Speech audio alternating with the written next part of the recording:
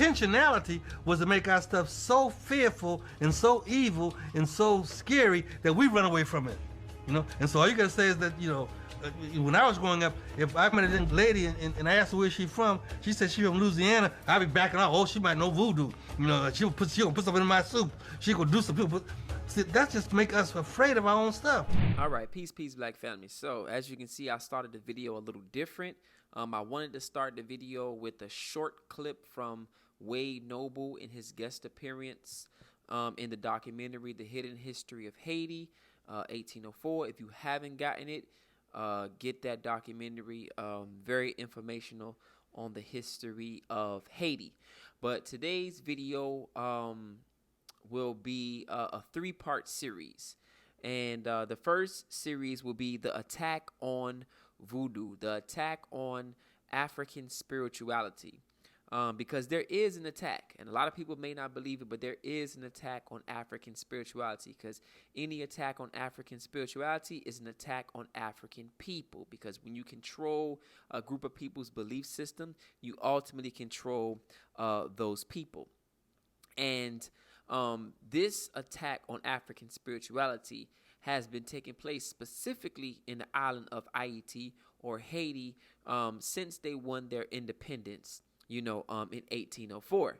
So one of the things that took place is that the French soldiers would go back to France and they would write in their newspapers, of stories of 10-foot giant men, beating them in Haiti. Or, they would write stories of zombies, or they would write stories of, African men in Haiti, stopping their bullets with machetes, right? And they would attribute all these things to voodoo.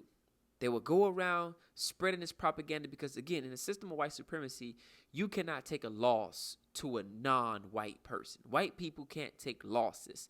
And so they had to make up all these elaborate stories. Now, some of these stories were true.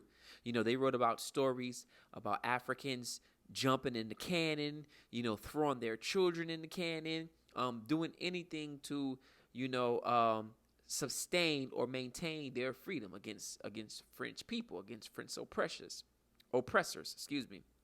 And so these folklores became, huge throughout the world, throughout the slave trading world. So one of the biggest things since 1804 is to diminish, destroy Africans' idea of African spirituality, to convert them to either Islam, Christianity, Judaism, Hinduism, Voodooism, anything but who and what they are, to take them away from anything African. Now, I know a lot of people are going to say, man, brother, but Christianity and Islam, all that started in Africa. We ain't talking about that.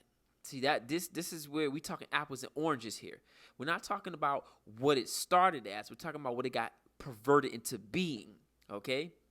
And the Islam and the Christianity that's being introduced to African people is not saving African people. Therefore, as John Henry Clark says, if your religion is not an instrument of revolution or instrument of survival, throw it in the trash can of history. And a lot of us holding on to these old religions, right, that have been perverted and given back to us, right?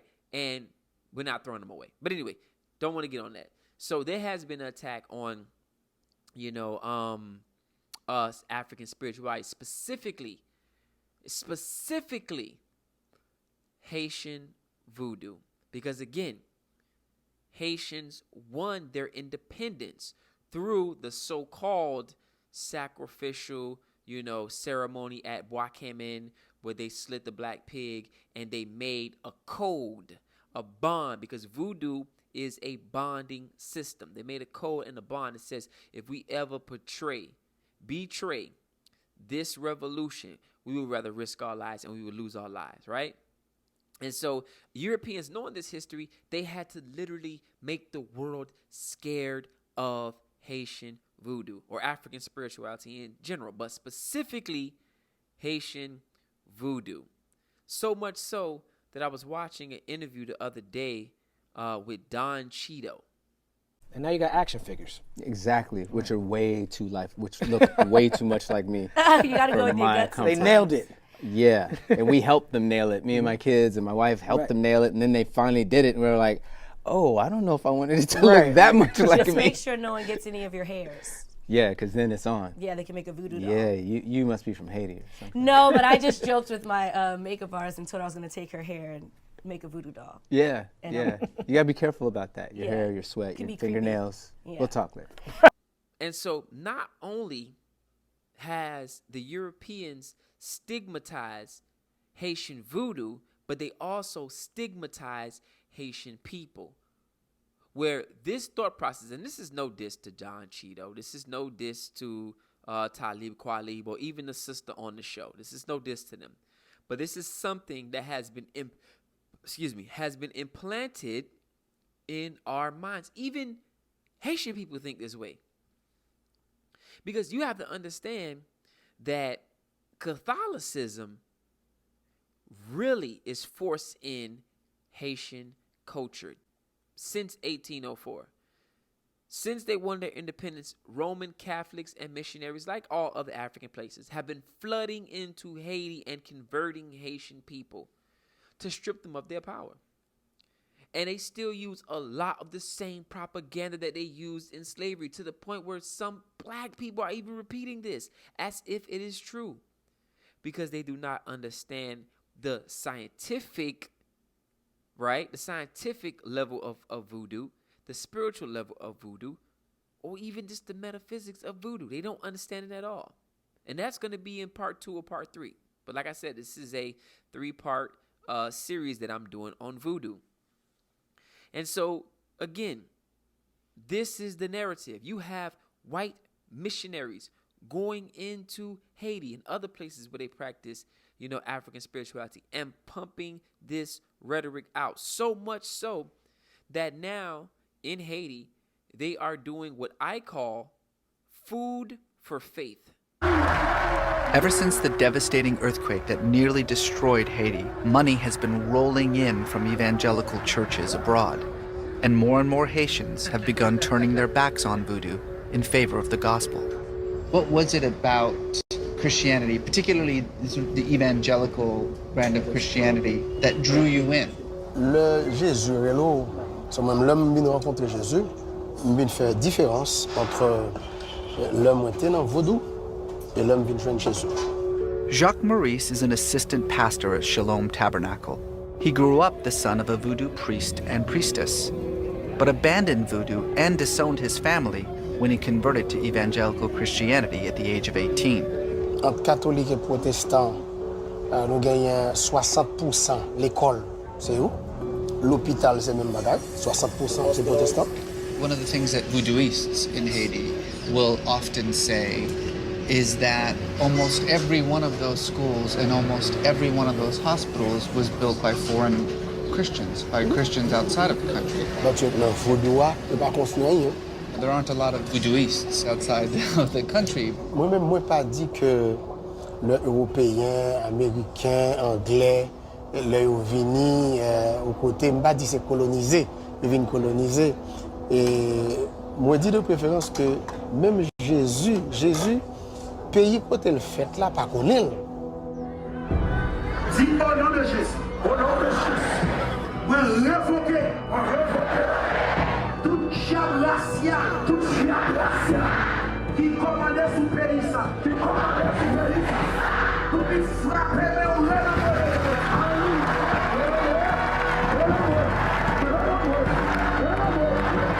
I feel like Catholicism in Haiti has come to terms with voodoo in a way that Protestant Christianity has not. We're still the devil for them. You're still the devil Yes, for them. You we're were still the devil for them, yeah. But You Haitians understand? are believing it and adopting that message. True, because it's drilled into their skull. They're giving them food for faith.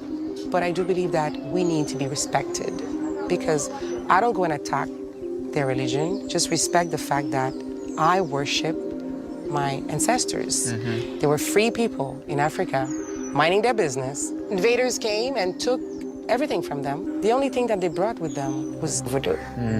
And I believe that their lives and the sacrifice of their lives was not done in vain. Yeah. Majority of schools in Haiti, in Jamaica, in Ghana, being funded by religious white organizations. Now, what do you think the outcome of that is going to be? What do you think the outcome of that is going to be?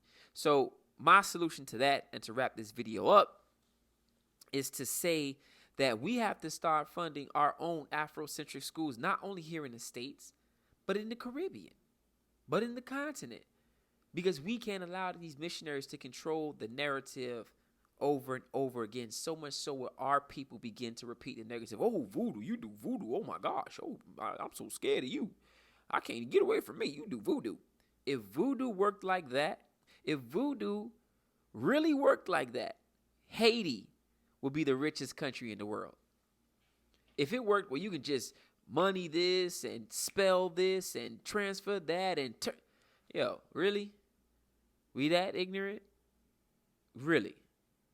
The problem is that Haitians eat the most greasiest food in the Caribbean. That's just me being, it's good. I'm not knocking the food. The food is good. But the fact of the matter is we eat the most greasiest food in the Caribbean. And then when we drop dead of a heart attack, plap, right on the floor, you know the first thing they say? Someone put voodoo on him. And that goes back to what Wade Noble said in the beginning of the video. Intentionality was to make us scared of our own selves, to make us scared of our own stuff. And we have become so scared of it. Where you got white people all up and down in Haiti and New Orleans, all up and down. They just practicing voodoo all up and down. All up and down. But you tell a Negro, oh, no, their eyes get big. Oh, what you talking about? Their eyes get big. How? Ooh, God. Voodoo. Shit is crazy, man. It's crazy how scared we are of ourselves. It is 100% crazy. But again, this is part 1. Part 2, part 3 will be more in depth. I'm not necessarily going to go into the Orishas and the Loas and all those type of things like that. But I'm going to talk about what's taking place, the attack on voodoo. The Christianization of African people who practice voodoo. Who say BS like this. Satan wants to kill, steal, and destroy humans. And you think that voodoo has allowed Satan in to take hold of this nation? Haiti's a little unique in that the nation was given to Satan. It's kind of the opposite what happened with the American slaves. The American slaves somehow got the religion of the slave masters, but they got it right. So what they were doing, meeting in secret and stuff like that, singing and praying and worshiping the Lord and calling upon Him, when their release came, it was a blessing. But that wasn't the case with Haiti. They turned to the Loa and said, basically, we give our nation to you if you will deliver us from the French. Yeah. Somehow they got it right. Not the whips on their back, not forcing them into Christianity, changing their names. Somehow the slaves in America got it right. And you look at most of the churches in America, the black churches, damn, they're poor, can't even survive. The congregation, diabetes, high blood pressure, but somehow they got it right. See, this is the game they run on us. This is the game they run on us globally. You know, somehow they got it right. We oh man. It's, anyway, I hope y'all enjoyed part 1. Part 2 and part 3 I'm going to make very shortly. Don't be surprised if you see me in the same clothes, because I'm just going to turn the camera off and, you know, do the next video. But stop being scared of yourself. Embrace your Africanness. Now, if you already crazy and you already got some mental issues, you don't need to be dealing with voodoo at all. Because what happens is you niggas are already halfway crazy anyway, right? Because a lot of y'all are crazy. I don't know y'all crazy, but y'all crazy because I talk to y'all. But if you already halfway crazy, don't even get involved, you know, because sometimes people be mixing up conspiracy theory crap with consciousness, and that's not how this works. Like people be talking about UFOs. I'm like, what are you talking about? You know what I'm saying? Like black power consciousness should not be confused with conspiracy talk. All right, we got to separate those things, and that's why I say some of y'all are already crazy anyway. So if you already halfway on the crazy line, don't even bother studying African spirituality and stuff like this. This is for sane Africans. All right. Until next time, family. Think black, stay black, love black, support black, and that's real African black power.